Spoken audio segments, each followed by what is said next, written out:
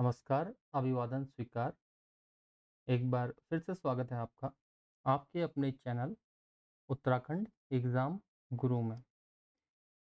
दोस्तों, उत्तराखंड एग्ज़ाम गुरु का आज का जो वीडियो है, वो बहुत ज़्यादा महत्वपूर्ण है उत्तराखंड अवर अधीनस्थ सेवा चयन परीक्षा के अभ्यर्थियों के लिए, जिन्होंने मेंस क्वालीफाई किया है।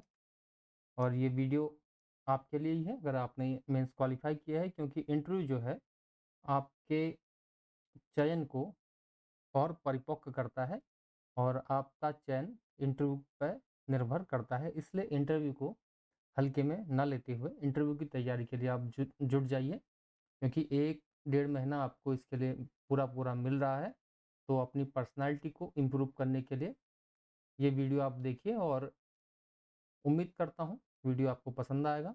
चलिए वीडियो स्टार्ट करते हैं। अगर आप भी उत्तराखंड लोअर पीसीएस की परीक्षा में सफल हुए हैं मेंस में, तो ये वीडियो आपके लिए ही है।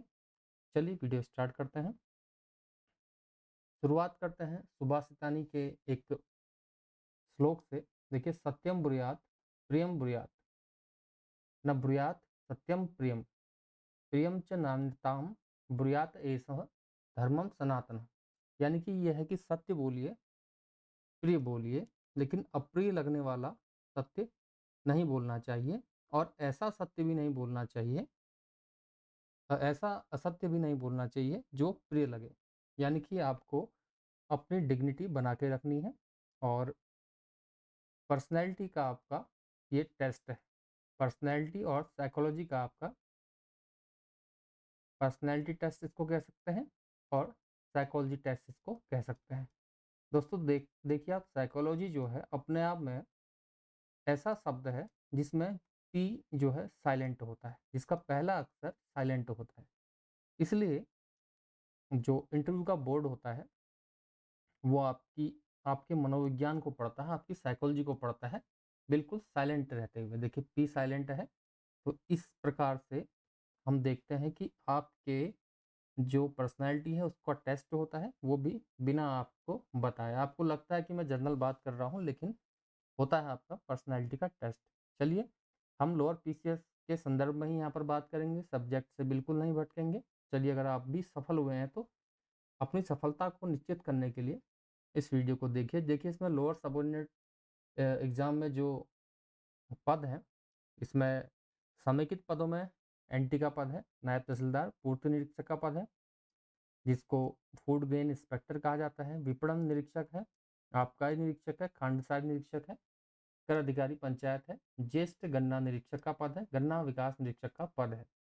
देखिए, ये जो पद है, ये तो विशेष शिक्षा मांगी गई होगी, इसमें एग्रीकल्चर शायद मांगा गया होगा। तो ये पद उन्हीं के लिए हैं जो इन अहर्ताओं को धारित करते हैं। इसके अलावा ये जो पद हैं, समेकित पद, इनके लिए कोई भी ग्रेजुएट एलिजिबल है। तो इसमें कंपटीशन थोड़ा ज़्यादा है। तो चलिए स्टार्ट करते हैं। इंटरव्यू में जो की पॉइंट्स आपको देखने होंगे, मेन की पॉइंट्स, सबसे पहला है ड्रेस कोड। आपका ड्रेसिंग सेंस, इस पे मैंने पहले भी बात की थी। ड्रेसिंग कोड जो होगा आपका, बिल्कुल शालीन होगा, चाहे लड़के हों चाहे लड़कियां हों। बाद में हम विस्तार से इस पे अभी और चर्चा करेंगे। इंटरेक्शन आपका कैसा है इंटरव्यू बोर्ड से, यानी कि आई कांटेक्ट, फेस की आपके जो भाव भंगिमाएँ हैं उनको देखा जाएगा। आपके नॉलेज का यहाँ पर टेस्ट नहीं है, लेकिन फिर भी आपको नॉलेज वहाँ पर देखा जाएगा कि आप अपने नॉलेज का व्यवहार में प्रयोग कैसे करते हैं। और चौथा जो है, पदों की जानकारी आपको क्लियर होनी चाहिए कि आप जिस पद का पर चयनित होने जा रहे हैं या जो आपने प्रेफ़रेंस में भरा है, वो क्यों भरा है और उस पद के क्या-क्या कार्य होते हैं, और उनमें आपने जो चॉइसेस भरी हैं उसका कारण, ये पूछा जा सकता है। और जो व्यक्तिगत विभिन्नताएँ हैं, यानी कि सब में अलग-अलग होंगी, तो वो बहुत ज़रूरी है। यानी कि स्वयं की जानकारी बहुत ज़रूरी है। कई बार इंटरव्यू बोर्ड पूछता है आपकी डेट ऑफ बर्थ क्या है? आपकी डेट ऑफ बर्थ के समय कोई ऐसी घटना जो आप बता सकते हैं, या अपना नाम बताइए। आपके नाम का अर्थ क्या है? आपके नाम से जुड़े हुए अन्य तथ्य, आपके गृह जनपद का नाम पूछ सकता है, आप कहाँ रहते हैं, आपकी शिक्षा। सबसे पहले आपका इंटरव्यू का मतलब होता है कि साक्षात्कार। साक्षात्कार में जो मेन फोकस रहता है,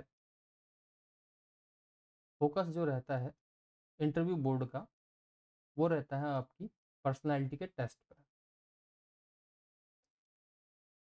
कि आप एक प्रशासक बनेंगे तो किस तरह से आप परिस्थितियों को हैंडल करेंगे। तो पर्सनैलिटी टेस्ट होगा।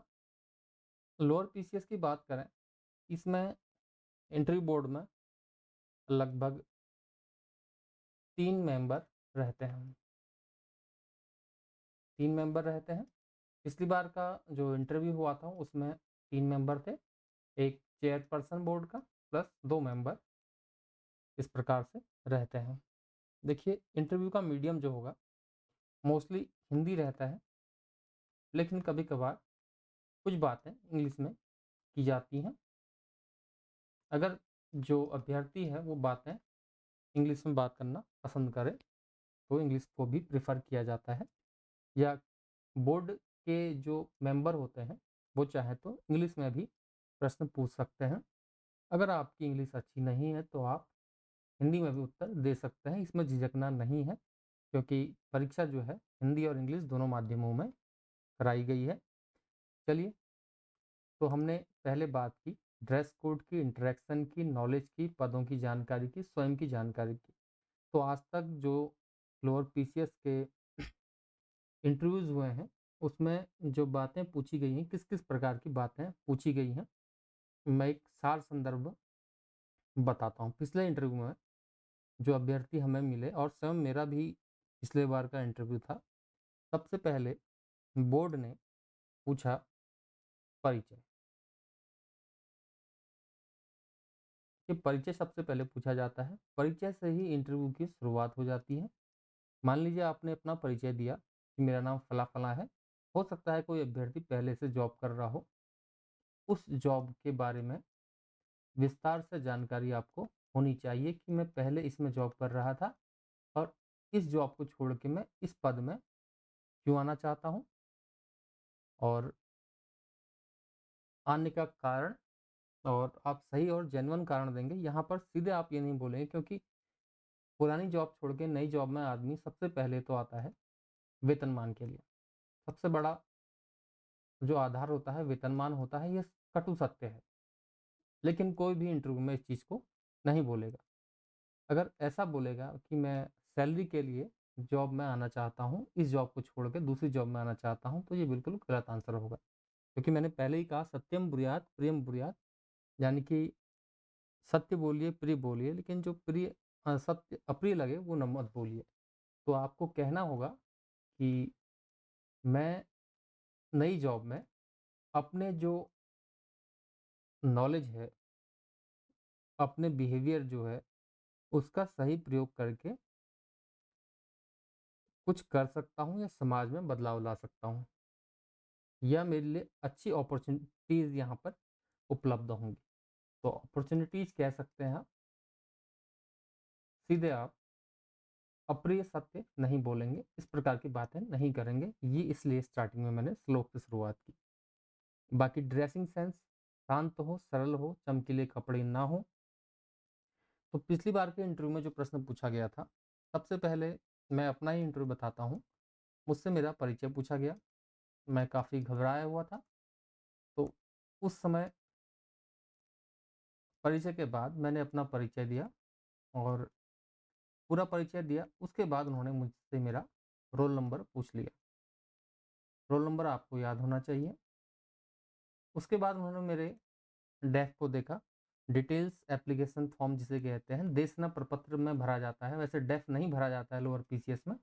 डेफ डेफ होता है डिटेल्ड एप्लीकेशन फॉर्म, जिसमें आप अपने बिहेवियर, हॉबीज आदि की जानकारी लिखते हैं। तो इन्होंने हमारा देशना प्रपत्र इसमें भरा जाता है उसको देखा। उसके बारे में इन्होंने मेरी पुरानी जॉब प्रोफाइल देखी, उसके बारे में प्रश्न पूछे। उसके बारे बाद बोर्ड के एक मेंबर ने कहा कि आप गाड़ी चलाते हैं?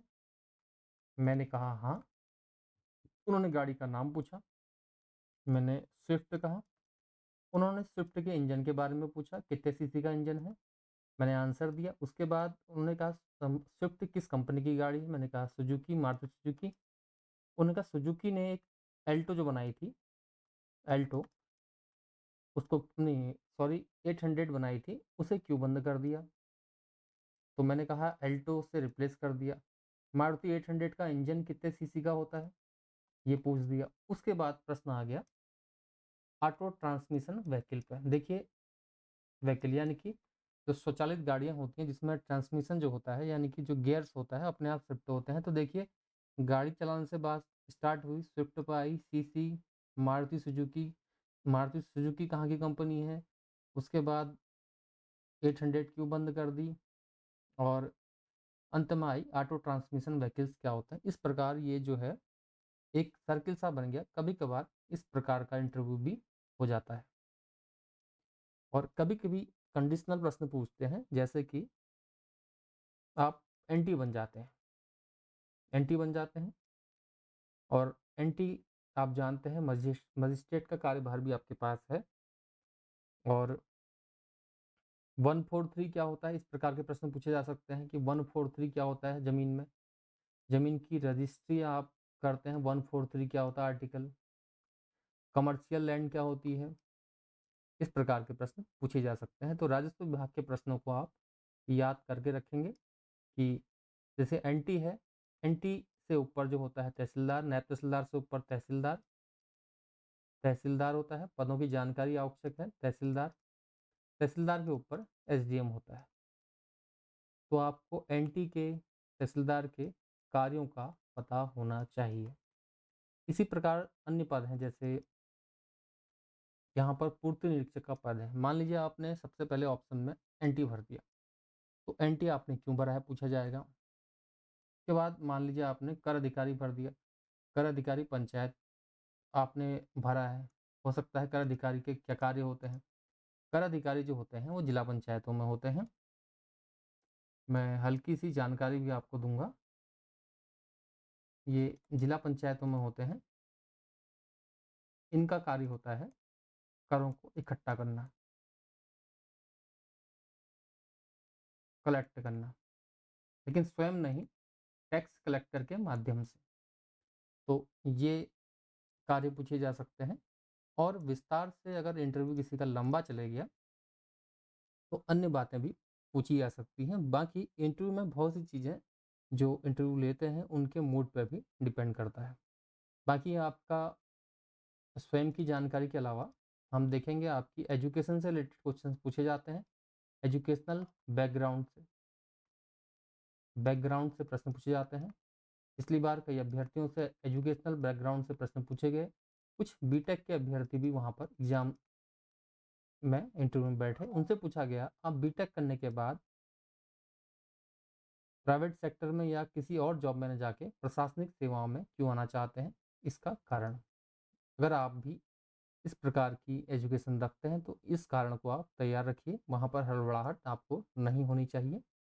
और कोई प्रश्न अगर आपको नहीं आता है तो बेझिझक सॉरी बोल दीजिए, यानी कि ऐसा असत्य भी नहीं बोलना है जो आपको